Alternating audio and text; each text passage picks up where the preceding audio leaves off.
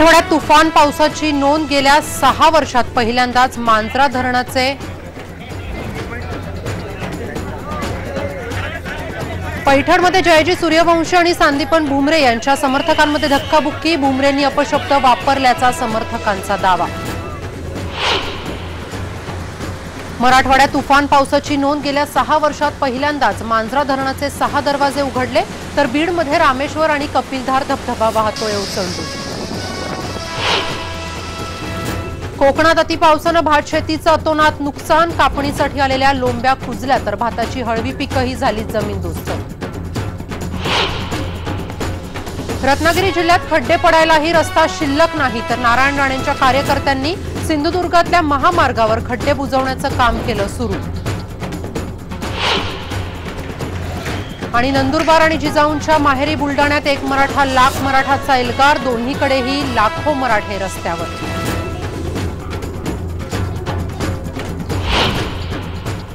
नमस्कार, मी सुप्रिया। गावाकडच्या बातम्यांमध्ये आपलं स्वागत। आपण या बुलेटिनच्या सुरुवातीला एक महत्त्वाची ब्रेकिंग न्यूज पाहणार आहोत। ती म्हणजे चंद्रकांत पाटील यांनी म्हटलेलं आहे की यावेळी पाऊस हा चांगला झालाय, तर जास्त पाऊस पडेल असं वाटलेलं नव्हतं, मात्र यंदा चांगला पाऊस झालेला आहे। माणूस आणि जनावर यांच्या पिण्याच्या पाण्याचा प्रश्न हा मिटलेला आहे, तर पंचनामे करण्याचे आदेश दिलेले आहेत। अतिवृष्टीमुळे पिकांचं नुकसान झालेलं आहे, शेतकऱ्यांना नुकसान भरपाई दिली जाणार आहे असं चंद्रकांत पाटील यांनी म्हटलेलं आहे।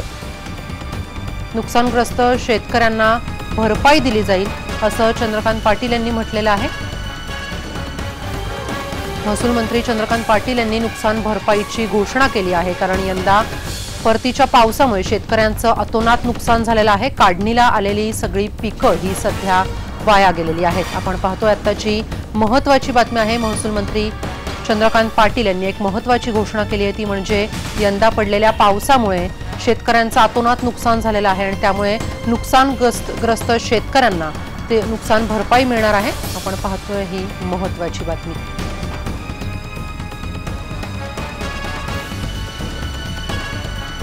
वळूयात पुढच्या बातमीकडे। परतीच्या पावसामुळे उस्मानाबाद जिल्ह्यातलं मांजरा धरण हे 100% भरलंय।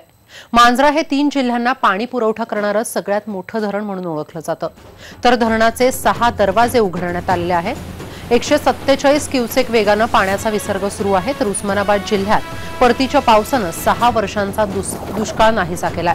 पावसामुळे जिल्ह्यातील 233 लघु आणि मध्यम प्रकल्पातील पाणी साठ्यामध्ये वाढ झाली आहे। जिल्ह्यातील 91 प्रकल्प तुडुंब भरून वाहत आहेत, तर 11 प्रकल्प भरण्याच्या मार्गावर आहेत। 17 प्रकल्पांमध्ये 51 ते 75% पाणी साठा उपलब्ध आहे, तर सीना, कोळगाव आणि तेरणा ही धरणं 70 ते 80% भरली आहेत। याच मांजरा धरणावरील परिस्थितीचा आढावा घेतलाय आमचे प्रतिनिधी बालाजी निरफळ यांनी। मराठवाड्यासह उस्मानाबाद जिल्ह्यात परतीच्या पावसानं जोरदार हजेरी लावली। गेली 12-13 दिवस झाला हा परतीचा पाऊस धो-धो बरसतोय। उस्मानाबाद जिल्ह्यात बोलायचं झालं तर गेल्या अनेक वर्षाचा दुष्काळ हा परतीच्या पावसानं नाहीसा केला आहे। उस्मानाबादमधील 233 लघु आणि मध्यम प्रकल्प आहेत, नद्या आहेत, नाल्या आहेत, तलाव असतील, सगळ्या याच्यामध्ये सध्या पाणी पाहायला मिळालंय। गेली 6 वर्ष या कोरड्या ठाक पडल्या होत्या, दुष्काळाचं भीषण चित्र होतं, मात्र परतीच्या पावसानं बदलले। आता पाण्यासाठी जर बोलायचं झालं उस्मानाबाद जिल्ह्यात तर 233 प्रकल्पामध्ये पाणी साठे। आता मी मांजरा धरणावरती आहे। मांजरा धरणावरतून इथं 3 जिल्ह्याला पाणी पुरवठा केला जातो। लातूर असेल, उस्मानाबाद असेल किंवा बीड असेल, या काही भागांना इथून पाणी पुरवठा केला जातो। सकाळी आता याचं भरण भरल्याने याच मांजरा धरणातून 25 MM हे 6 दारे उघडले असून 147 क्युसेस वेगानं पाणी जात आहे। हे पाणी खाली कर्नाटककडे जाणार आहे।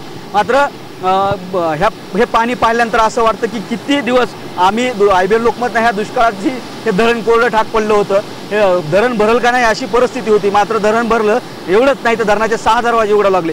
गेली अनेक वर्ष इथले शेतकरी किंवा लोक सांगतात गेली अनेक वर्ष हे कधी पाहायला मिळालं नव्हतं। असं आता धरण 6 वर्षांनी का पुन्हा होत आहे। जिल्ह्याची पाणी साठ्याचं जर बोलायचं झालं तर 91 तलाव असतील ओव्हरफ्लो भरलेले आहेत, ओव्हरफ्लो झाले, तुडुंब भरलेले आहेत। आणि बाकी जर मांजरा असेल, सीना, कोळेगाव असेल, हे धरणं बऱ्याच क्षमतेने भरलेले आहेत, तर बाकी जिल्ह्यात उपयुक्त पाणी साठा 57% झालेला आहे। ही एक निश्चितच दुष्काळग्रस्त भागासाठी आनंददायी आणि आशेची बाब आहे। आता गरज आहे की या पाण्याचं योग्य नियोजन करून पाणी वापरण्याची, की जेणेकरून पुन्हा दुष्काळाला सामोरे जावं लागणार नाही। आम्ही ताडेसह बालाजी निरफळ, IBN लोकमत, मांजरा धरण। बातमी आहे परभणीची। भीषण दुष्काळानंतर आता परभणी जिल्ह्यात देखील परतीच्या पावसानं मोठा दिलासा दिलाय। तब्बल 15 वर्षांनंतर जिल्ह्यातील सर्वच नद्या या तुडुंब भरून वाहतायत। गोदावरी, दुधना, इंद्रायणी, पूर्णा या चारही प्रमुख नद्यांमध्ये मोठ्या प्रमाणावर पाणी आता उपलब्ध झालंय। त्या जिल्ह्यातले 22 लघु, 2 मध्यम प्रकल्प भरलेले आहेत। येलदरीमध्ये 15% पाणी साठा झालाय, तर लोअर दुधना प्रकल्पात 100% भरल्यानं 2 दरवाजांमधून पाण्याचा विसर्ग सध्या सुरू आहे। मात्र या पावसामुळे नद्यांवरील पुलांची अवस्था बिकट झाली असून पुलावर गुडघ्या एवढे खड्डे पडलेत। याबाबत सांगतायत आमचे प्रतिनिधी पंकज।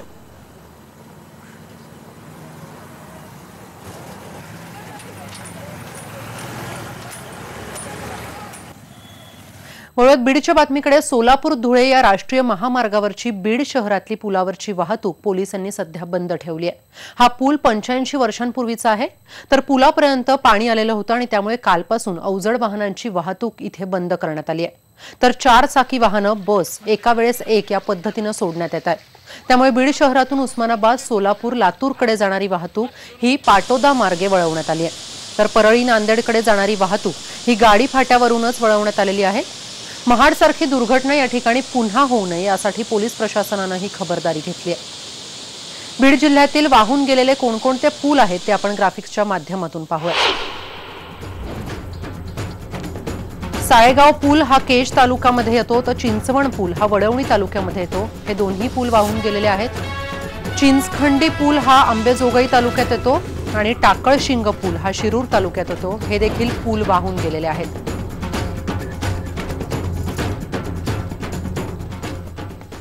वळत पुढच्या बातमीकडे। कोकणामध्ये गेल्या आठवड्यापासून मुसळधार पाऊस कोसळतोय। या पावसामुळे हातातोंडाशी आलेली भात शेती आता वाया जाऊ लागली की काय अशी भीती आता निर्माण झाली आहे। गेल्या 4 दिवसांमध्ये कोसळलेल्या पावसामुळे भाताची हळवी पिकं जमीनदोस्त झाली आहेत। अनेक ठिकाणी अतिपावसानं कापणीसाठी आलेल्या लोंब्या या कुजल्यात आणि त्यातून पुन्हा दाणे रुजून आलेत। संपूर्ण जिल्ह्यातील हळव्या भात पिकाची हीच परिस्थिती आहे। हातातोंडाशी आलेलं पीक आडवं झाल्यानं आता शेतकऱ्याच्या डोळ्यात मात्र पाणी आलंय।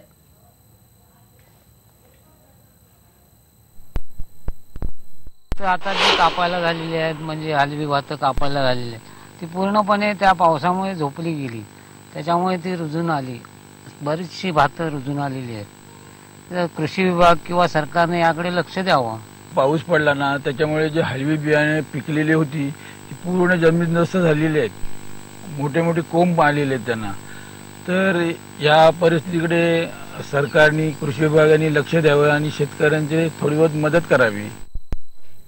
बातमी आहे पैठणची। पैठणमध्ये जयाजी सूर्यवंशी आणि आमदार संदीपंत भुमरे समर्थक यांच्यामध्ये राडा झालाय। भुमरे यांना अपशब्द वापरल्यानं जयाजी सूर्यवंशी यांना भुमरे समर्थकांनी धक्काबुक्की केली।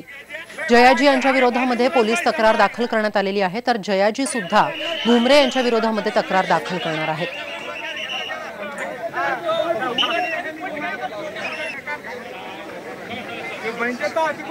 यानंतर आपण या बुलेटिनमध्ये घेतो एक छोटासा ब्रेक। मात्र ब्रेकवर जाता जाता पाहूयात हेडलाईन्स। नंदुरबार आणि जिजाऊंच्या माहेरी बुलडाण्यात एक मराठा लाख मराठाचा एल्गार, दोन्हीकडेही लाखो मराठे रस्त्यावर। मुंबई गोवा महामार्गावर खड्ड्यांबरोबरच थोडासा रस्ता फ्री, चौपदरीकरणाच्या कामामुळेही खड्डेच खड्डे, प्रशासन मात्र ढिम्म। या मोर्चांच्या निमित्ताने विरोधकांचा अजेंडा काय? सरकार उलथवणं की मुख्यमंत्री बदलण्याची मागणी? त्या घाणेरड्या राजकारणात मी नाही, मुख्यमंत्री यांनीच राहावं, पण आम्हाला आरक्षण द्या। मुख्यमंत्र्यांनी मराठा आरक्षणाबाबत लवकर निर्णय घ्यावा, आश्वासनं देत बसू नये, नारायण राणेंची मागणी।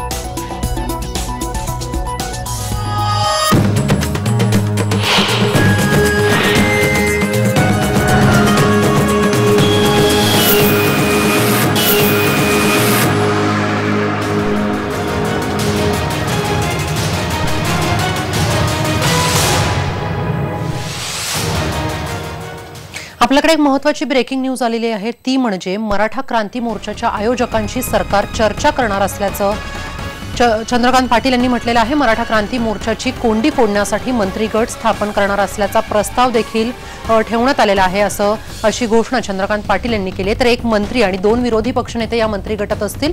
जिल्ह्यामध्ये जाऊन मोर्चा आयोजकांशी चर्चा करण्यात येईल असं चंद्रकांत पाटील यांनी म्हटलेलं आहे। जसं की आपल्याला माहिती आहे राज्यामध्ये सध्या लाखोंनी मराठा हे रस्त्यावर उतरलेले आहेत आणि त्यामुळे कुठेतरी या मराठा मोर्चाच्या आयोजकांशी आम्ही चर्चा करणार असल्याचं चंद्रकांत पाटील यांनी स्पष्ट केलेलं आहे। आपल्या सोबत आहेत आता आपले प्रतिनिधी प्रफुल्ल साळुंखे। प्रफुल्ल, काय सांगशील? महत्त्वाची बातमी आहे, आतापर्यंत मराठा समाजाचे जे मोर्चे निघतायत त्या आता आयोजकांशी चर्चा करणार असल्याचं चंद्रकांत पाटील यांनी म्हटलेलं आहे। कारण या सगळ्या मोर्चांना कुठेही कोणी याचं प्रतिनिधित्व, राजकीय प्रतिनिधित्व कोणीही करत नव्हतं, मात्र आता ही सगळी कोंडी फोडण्यासाठी कुठेतरी सरकार यांच्याशी चर्चा करणार आहे। काय आपल्याला माहिती मिळते? सुप्रिया, हे अगदी खरं आहे की मोर्चामध्ये मोर्चाचं नेतृत्व कोण करत आहे हे मराठा मोर्चामध्ये अजूनपर्यंत कुठेही स्पष्ट झालेलं नव्हतं। यापूर्वी देखील मुख्यमंत्र्यांनी स्पष्ट केलं होतं आमची चर्चेची तयारी आहे, पण चर्चा कोणाची करावी हे देखील कुठेही स्पष्ट होत नव्हतं। पण आता चंद्रकांत दादा पाटील जे आहेत मंत्री, सहकार मंत्री, त्यांनी स्पष्टपणे या ठिकाणी सांगितलं आहे की हा संपूर्ण मोर्चे जे मराठा मोर्चे निघत आहेत त्या मोर्चेकरांची चर्चा करायला तयार आहोत। ज्या ज्या जिल्ह्यांमध्ये मोर्चे निघाले त्या मोर्चांचे जे आयोजक आहेत त्या आयोजक समिती बरोबर आम्ही चर्चा करायला तयार आहोत। यासाठी चर्चा करायला फक्त एक मंत्री किंवा मुख्यमंत्री ही चर्चा करणार नसून या सर्वांसाठी एक मंत्रिगट या ठिकाणी स्थापन केला जाईल।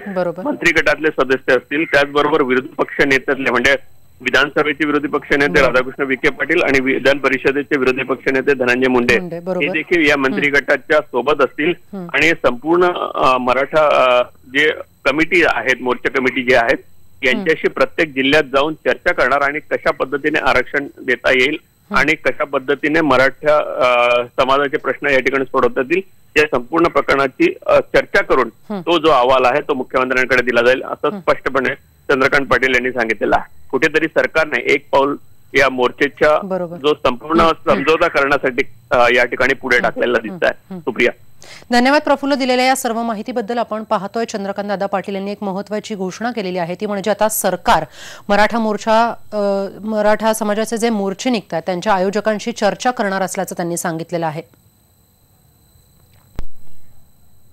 वळूयात पुढच्या बातमीकडे। कोपर्डीतील आरोपींना फाशी, मराठा आरक्षणासह काही मागण्यांसाठी आज बुलढाणा शहरामध्ये मराठा क्रांती मूक मोर्चाचं आयोजन करण्यात आलं होतं। अबालवृद्धांपासून ते शेतकरी, शेतमजूर, महिला आणि युवक युवतींचा मोठा सहभाग इथे दिसून आला। या मोर्चामध्ये 5 लाख लोक सहभागी झाल्याचा अंदाज व्यक्त केला जातोय। तर शेतकरी कुटुंबातील मुलींनी जिल्हाधिकाऱ्यांना निवेदन दिलं। मराठा क्रांती मूक मोर्चाच्या पार्श्वभूमीवर जिल्ह्यातील काही खासगी शाळा, महाविद्यालयांना सोमवारी सुट्टी जाहीर करण्यात आलेली होती।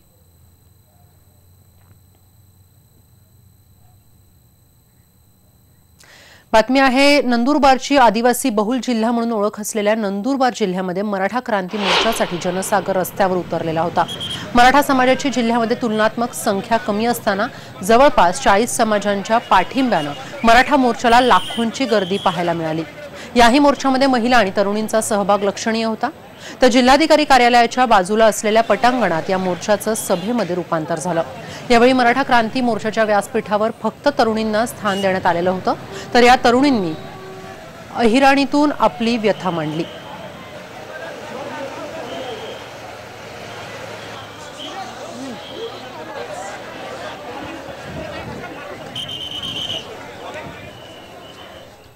बातमी आहे सटाण्याची। नाशिक जिल्ह्यातल्या देवळा परिसरातल्या 100 मुलांना शिक्षणासाठी दत्तक घेण्यात आलंय। या मुलांना शैक्षणिक साहित्य आणि मदत निधी वाटपाचा कार्यक्रम देवळा इथे पार पडला। या पुण्याच्या शिवनिश्चल सेवाभावी संस्थेनं या मुलांना दत्तक घेतलंय।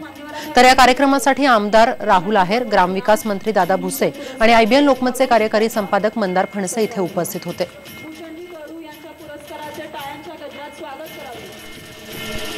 भारावून गेलोय मी खरं तर ज्या पद्धतीनं हे सगळं काम उभं केलंय, ज्या पद्धतीने तुमच्या सगळ्यांचा प्रतिसाद शिवनिश्चल ट्रस्टला लाभलेला आहे आणि यशवंतवरती तर फिदाच झालोय मी आज अक्षरशः। कारण ज्या पद्धतीनं कार्यक्रम करतोय, ज्या झपाटलेपणानं हे सगळं तो करू पाहतोय, इथून पुढे स्काय इज द लिमिट आहे यशवंतला, असं मला लक्षात आलं आता इतक्या थोड्याशा काळामध्ये। तसं मित्र, ही खऱ्या अर्थानं चळवळ आज 70 ते 80 हजार आम्ही दाव्यानं सांगतोय, तुमचा खर्च 50 लाख असू दे, 20 लाख असू दे, 30 लाख असू दे, तो महाराष्ट्रातला आणि देशातला कुठलाही असू दे, त्याला वाचवण्याचं काम आम्ही केल्याशिवाय राहत नाही. तलवार घेऊन गल्ले में मारना आसान है. तलवार घेऊन एखाद्याला मारायचं असलं तर काही पाहिजे नाही, दारू ठोसाचे आणि एखाद्याच्या छातळ्यात मारायचे. एका दिवसात एका क्षणात मरतं, पण ज्याला तलवार लागतं त्याला वाचवाले आयुष्य जातं. बचाने वाला वीर होता है. वडील नसणाऱ्या मुलांच्या वेदना खूप वेगळ्या आहेत. आई असली किंवा वडील असली तर अवस्था खूप वेगळी असते. पण आई वडील कुणीच नाही, अशी अल्पवयीन मुलं आहेत आमच्याकडे सगळे. वयोगट अक्षरशः 6 महिन्यापासून तर 12 वर्षापर्यंतची सगळी मुलं आहेत. आणि या मुलांना शिक्षणाकरता काहीतरी सुविधा उपलब्ध व्हावी म्हणून शिक्षणाकरता आम्ही सुविधा शिवनेश्वर ट्रस्टच्या माध्यमातून उपलब्ध करून दिली आहे. या मुलांना रोख स्वरूपामध्ये आर्थिक मदत आणि वर्षभराकरता लागणारं सगळं शैक्षणिक साहित्य हे ट्रस्टच्या माध्यमातून दिलं जातंय. मी तुमच्या वाहिनीच्या माध्यमातून सुद्धा आवाहन करतो की महाराष्ट्रभरामध्ये कुठेही आई वडील नसणारा अनाथ मुलं असतील तर तुम्ही आमच्याकडे संपर्क करा. आम्ही त्या मुलांच्या शिक्षणाची संपूर्ण व्यवस्था शिवनेश्वर ट्रस्टच्या माध्यमातून करून देतो. यानंतर आपण गावाकडच्या बातम्यांमध्ये घेतो एक छोटासा ब्रेक. तुम्ही पहा फक्त IBN लोकमत.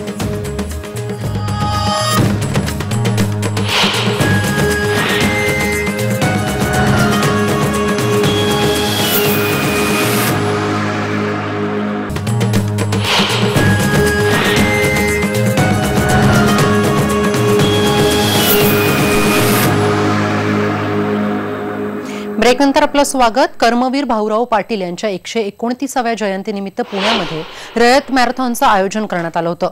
रयत शिक्षण संस्थेच्या शेकडो विद्यार्थ्यांनी मॅरेथॉनमध्ये सहभाग घेतला. पुण्यातल्या गंजपेठेमध्ये महात्मा फुले वाड्यापासून या मॅरेथॉनला सुरुवात झाली. तर धावपटू ललिता बाबर हिच्या हस्ते या स्पर्धेचा श्रीगणेशा झाला.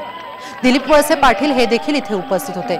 विद्यार्थी आणि प्रशासकीय अधिकारी घडवणाऱ्या रयतमध्ये खेळाडूही घडावेत अशी इच्छा दिलीप वळसे पाटील यांनी बोलून दाखवली. यानंतर आपण गावाकडच्या बातम्यांमध्ये इथेच थांबणार आहोत. तुम्ही पहा फक्त IBN लोकमत.